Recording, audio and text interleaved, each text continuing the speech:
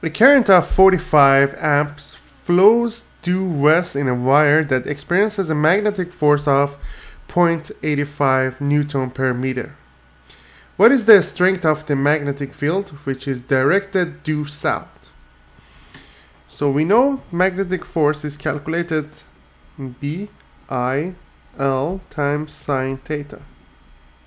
Since they are perpendicular, so the theta, which is the angle between current, for example, if we have the current this way and we have magnetic field this way, they are perpendicular, so sine 90 is going to be 1.